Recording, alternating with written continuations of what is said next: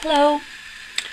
Today we're going to be making some Spanakopita, and the ingredients for Spanakopita are eggs, parsley, dill, scallions, onions, phyllo dough, feta, cottage cheese, butter, and of course spinach. I will be back once I have everything assembled, and I'll let you know how much of each ingredient we need. Thank you. Okay, I chopped all my ingredients. The parsley, half a cup. Dill, half a cup. Looks like I just threw some on there, so I have to chop that up. Scallions, that's a half a cup. I wanted to show you the stems. This is the stems. These are the stems of the parsley. Do not include the parsley stems in there. And also remove anything that looks bad. You know, like these yellow leaves. These are the tops of the scallions. You don't need those in there. You just need the bottoms. Two of the bunches that I showed you is exactly what I needed. And then this is the dill. You can see it's a little yellowish. It's getting older. Sometimes you buy them like that in the grocery store. You can't help it. And then the stems, remove them. I used about 2/3 of the bunch of parsley that I had. And in this bowl I have 6 eggs, a 16-ounce container of cottage cheese, small curd, and then 1 pound of feta cheese that I had gotten in its brine, and I crumbled it up. And again, the onions, 1.5 cups of onions. The butter, I'm going to put 3 sticks to melt, and that's going to be used to brush in between each of the phyllo doughs, or the sheets I should say, phyllo sheets, as I put the mixture together. The next stage will be to cook the spinach, which I have not started yet, and to add all the ingredients that are going to be the filling, aside from the dairy. The dairy, meaning the eggs, the cottage cheese, and everything like that, is going to be mixed afterward.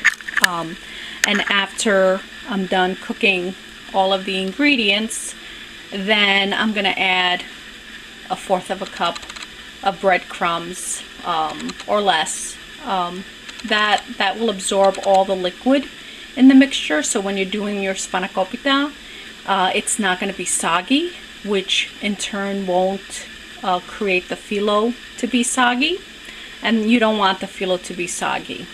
Otherwise your feta cheese is not, your Spanakopita is not going to be nice and crispy. And the spinach, it was 3 packages, 10-ounce frozen spinach, and what I ended up doing is squeezing out most of the water so it's left dry.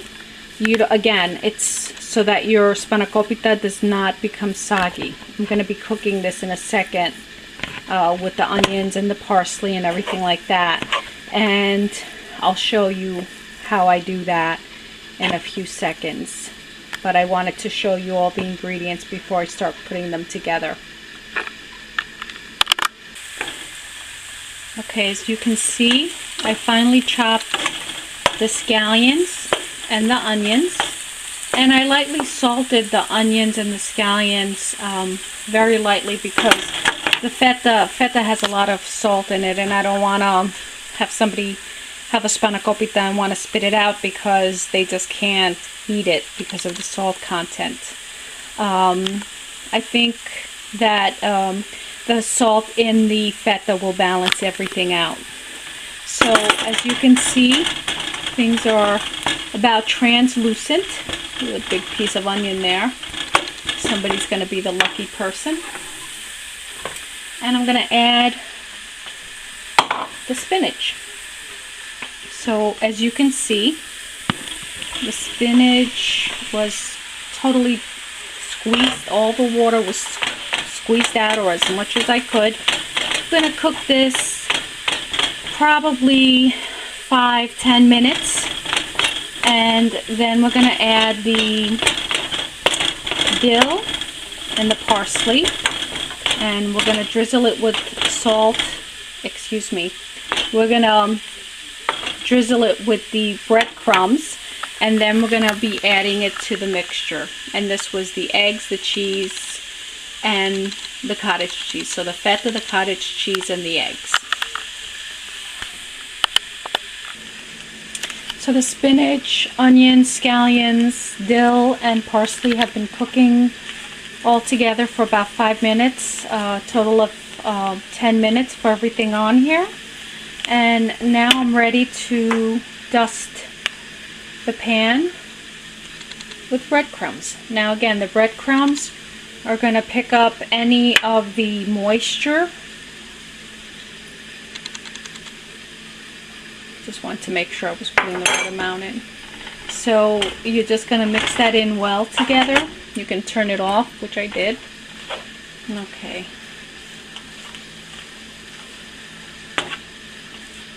Once it's all incorporated,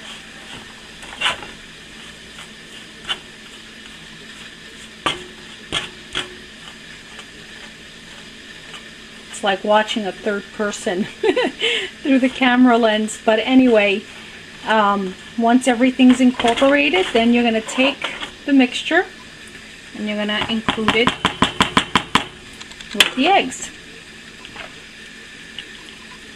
And the first few I'm just going to put in slowly because I don't want curdled eggs. That'll give it time for everything to come to the same temperature. And I'm going to continue this until the whole pan is empty. Everything's mixed. The spinach, everything was mixed with the dairy, which includes the feta cheese, the eggs, and the cottage cheese, excuse me. So now I have my phyllo dough out. I have a pan, and I have my butter melting.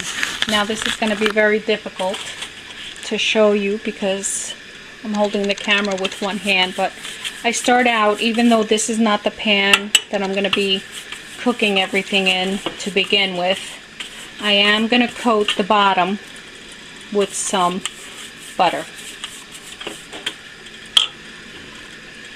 And then I'm going to take one of the phyllo dough sheets and I'm going to put it down, and I'm going to brush this with butter. Then we're going to do it with the next sheet.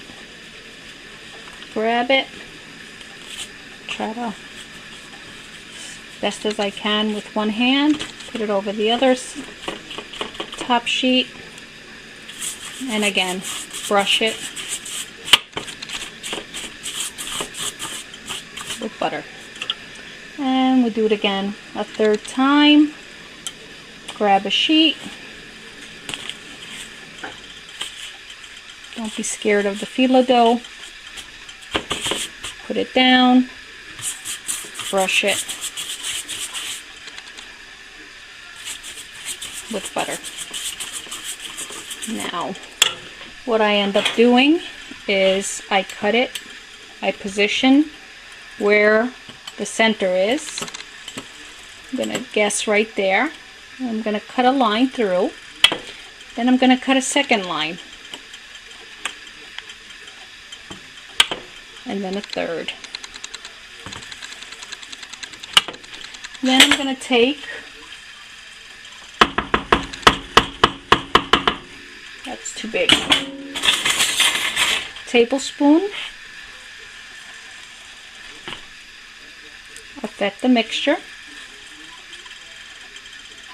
I'm going to put it in between those sheets. Now, of course, because it's not an exact measurement, some Spanakopitas are going to have a little more than the other. Then you're going to take your phyllo. And you're going to bring it over. Let's see how good I am with one hand. Okay, and then you're going to again and again until you make a triangle. Then you're going to put the triangle in another sheet. So we're going to do this again.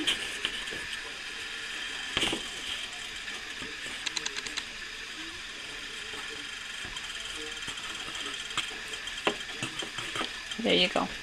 It doesn't have to be perfect, especially since I'm only using one hand.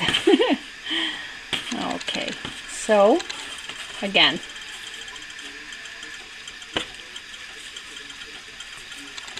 Until you have all of it completed. See that?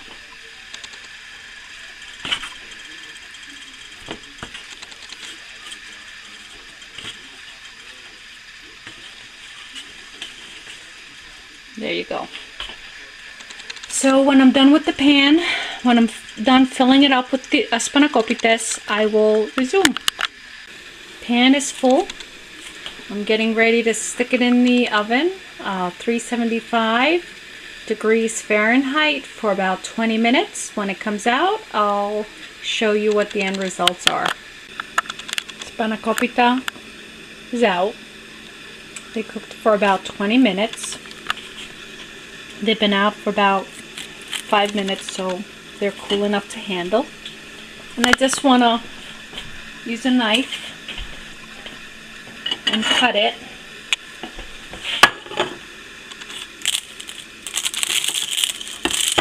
See the flakiness?